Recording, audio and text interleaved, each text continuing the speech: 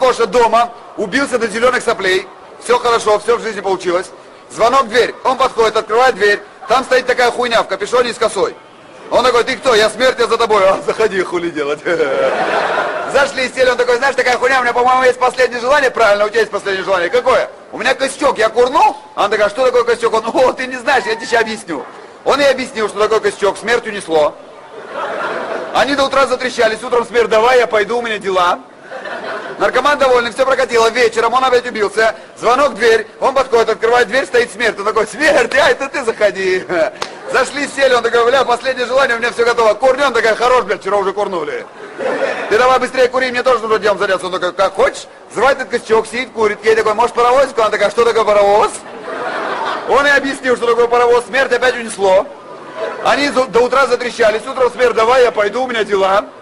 Вечером такая картина, убитый нахуй наркоман, звонок в дверь, он подходит, открывает дверь, стоит смерть. И такая, ну чё, курнем, я пойду?